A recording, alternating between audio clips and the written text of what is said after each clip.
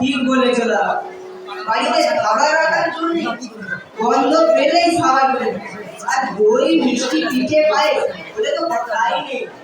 কি বলেছি ওর আচরণ সেদিন তোমার বৌমার পিস্তো তো ভাই ইনকর আসতে বলে দই মিষ্টি এনে খাটের তলায় রেখেছিলাম। তারপর তোমার বৌমা তাকে দই ও রসগোল্লা দিতে গিয়ে দেখে সব ধোয়া। সে কি? হাড়ির ভেতর কালো কালো পিঁপড়ে ঘোরাঘুরি করছে। সব খেয়েছে ওই পেটু ভরি পড়ে। তাকে সেদিন রাম ধোলাই দিতে সে সব দোষ স্বীকার করল। কি করবি আপন আগে ওকে তো আর তাড়াতে পারি না। কিছু একটা করতে হবে দাদা, আমাদের পাড়া যাচ্ছে। ঠিকই বলেছি, চল রমেশ ডাক্তারের কাছে গিয়ে দেখি ওর যা বুদ্ধি ও একটা উপায় বের করবে। তৃতীয় দৃশ্যে একটি গরিবদ মন দিয়ে লুচি আলু ভাজা খাচ্ছে। ইতিমধ্যে গরিবদা ধরা পায়। দাদা শিগগির এসো, দাদা শিগগির এসো। কেন রে? দেখছিস মন দিয়ে লুচি আর ভাজা খাচ্ছিস? একটা সুখবর আছে, শুনলে তোমার জিভে জল আসবে। বলিস কি? তাই হেয়ারি না করি এবার বলে ফেল দেখি কি তো সুখবর। পিসিমা এইমাত্র এগাড়ি দই খাটের তলায় যত্ন করে লুকিয়ে রাখলেন। দই? এ তো সত্যি সুখবর। তাহলে তো আপনার ঘরে যেতে হচ্ছে, কিন্তু তাই বলে লুচি ভালো আলু ভাজার অসম্মান তো উঠতে দেওয়া যায় না। যা তুই গিয়ে দই হাঁড়িটা নিয়ে আয়। দাদা পিসিমার করে যে সেকল দেওয়া, আমি যে তার নাগাল পাইনি, তাই তো তোমাকে খবরটা দিতে এলো। তা বেশ করেছি, আমার লুচি আলু ভাজা প্রায় খাওয়া শেষ। এবার চল দইয়ের জল ব্যবহার করা যাক। ঘটকের তৃতীয় দৃশ্যে হরিপদ ও শ্যামাপদ পিসিমার ঘরে প্রবেশ করল। দাদা ওই যে দেখো যত্ন করে দই লুকিয়ে রাখা আছে।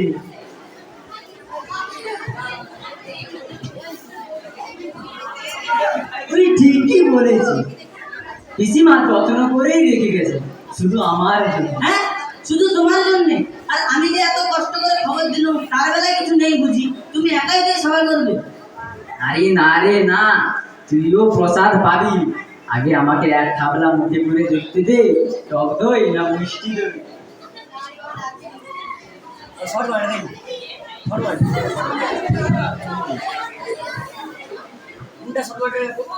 উরি বাবারে মরে গেল রে, উরি বাবারে উরি বাবারে উরি বাবারে মরে গেল রে, উরি বাবারে উরি বাবারে। তোর যা হ্যাংনামো এমন একটা করবে তা আমার জানা ছিল। দই ভেবে চুন খেয়ে যাও দাদা। মামা শোনো শোনো, ওই বেটা সেনাপতি তো আমাকে ফাঁসালো, ওই তো খবরটা দিল।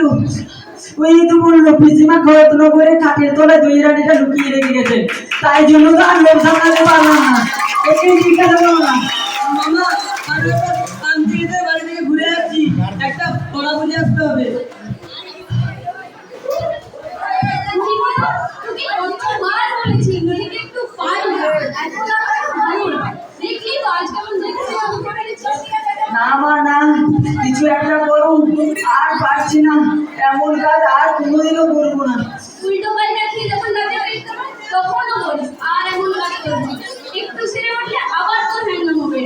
কেমন জব্দ হয়েছিস, তোর লজ্জা নেই। আর এমন কাজ কোনোদিনও করবো না, কিছু একটা করো, কথা দিলাম মা।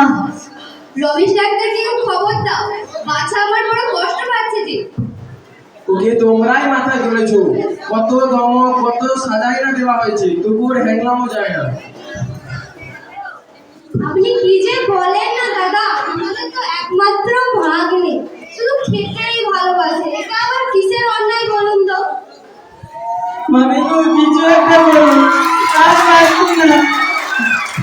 যেমনই হরি বলো তেমনই তার ভাই সেনাপতি। পেট রোগা হিন্দির রোগ লেগে গেছে, তাও তাদের হ্যান্ডেলও যায় না। শেষ পর্যন্ত চুন দই ভেবে চুন ফেলি হতে পারা, কি অবস্থা।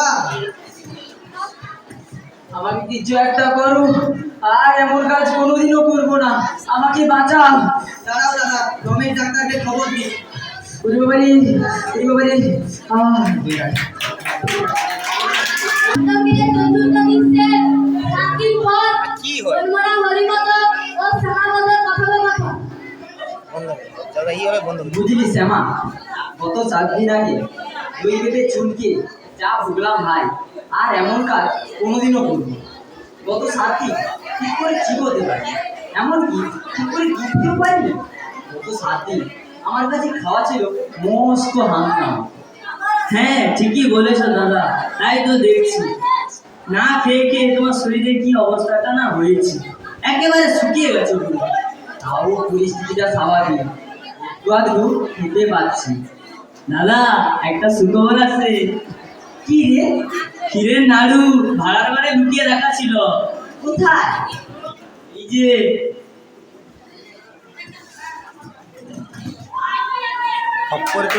কিন্তু সত্যি কিনে নাড়ু, আর কথা না পাইলে সবগুলো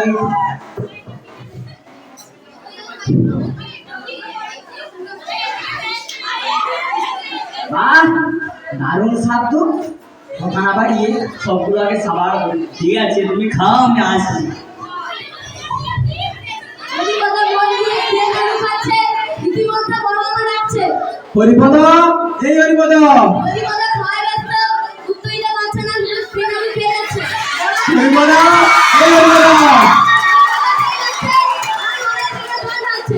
বড় মামা দেখেই যাচ্ছে। হরিপদ, এই হরিপদ, হরিপদ খাওয়ায় ব্যস্ত, উত্তর দিতে পারছে না।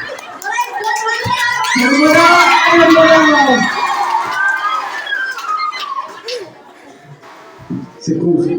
নাটকের পঞ্চম দৃশ্যে হরিপদ মুখ হাত ধুয়ে ভালো মানুষের মতো বড় মামার কাছে এসে উপস্থিত। হরিপদ, এই হরিপদ। হ্যাঁ মামা, আমাকে ডাকছিলে? এতক্ষণ কোথায় ছিলি? উপরে। কি করছিলি? আগে জল খাচ্ছিলাম। এত ডাকছি শুনতে পাচ্ছিলি না? জল কি করবো? জল ছল জল না তো কি স্থল ছিল? কি রে বলো মা? শুনেছো দাদা, গ্রামে গ্রামে যে ইঁদুরের উৎপাত বেড়েছে, ইঁদুর না মারতে পারলে রোগ ফেলে, প্লেগের মতো বিভিন্ন মহামারী ছড়িয়ে পড়েছে। আর গ্রামে ইঁদুর না মারতে পারলে মানুষ থাকতেই পারছে না। ঠিকই বলেছিস। এর জন্য আমি একটা উপায় ঠিক করে রেখেছি। দিদিকে বলেছি সে কোভিড মিশনও লাগতো তাকে, যা একবার চলে গেলে নিজের বংশ নির্বংশ। মামা, শিকো বীজ মেশানো লাড্ডু কবে বানানো হবে? বোধহয় আজ সকালে হয়ে গেছে। শিকো বীজ মেশানো লাড্ডু খেলে কি হয় মামা? কি আবার হবে? ইঁদুরগুলো মারা যাবে। আর মানুষে খেলে? মানুষে একটু একটু খেলে মারা যেতে পারে, গলা জ্বলবে, বমি হবে, মাথা ঘুরবে। আর একসাথে 11টা খেলে?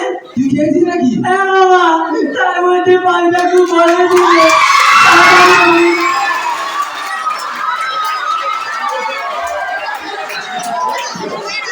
তাড়াতাড়ি রমেশ ডাক্তারকে খবর দাও। দাঁড়াও দাদা, রমেশ ডাক্তারকে খবর দিই। অপু কোথায়? অপু আসুন ডাক্তার বাবু। কোথায় না বলি?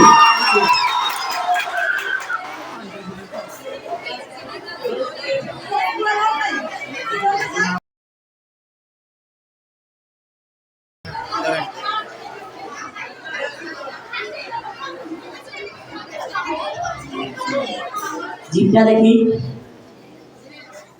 পেটটা সবই বুঝলাম। না, রুগীর কি হয়েছে? দিদি সে কোভিড মিশনও লাড্ডু খেয়েছিল। হ্যাঁ, সে কি? এ তো মারাত্মক ব্যাপার, একে বাঁচানো মুশকিল। ডাক্তার বাবু কিছু একটা করুন, আমাকে বাঁচান। তা ভাবলে তোমাকে বাঁচতে হলে একটা খুব কড়া কেটো ওষুধ খেতে হবে।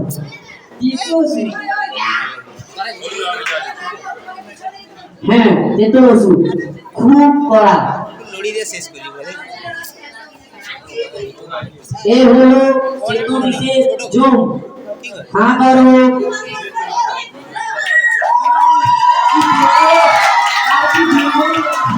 এটা শুধু কি ঝাঁঝ। ওকে এবার পাশের ঘরে নিয়ে যাও, লেপ কম্বল ঢাকা দিয়ে ভালো করে শুইয়ে দাও, যাতে ঘাম আসে 3 দিন ধরে, যেন উঠতে যেন না হয়। ডাক্তার বাবু খাবে কি? ও খাবে চিরতা ঝোল আর সামনে। গিন্নি ও গিন্নি এই ঘরে এসো তো। কি হয়েছে? একে নিয়ে যাও, একে পাশের ঘরে শুনিয়ে দাও। এই ঘরে নিয়ে আপনি আর অবস্থা হবে।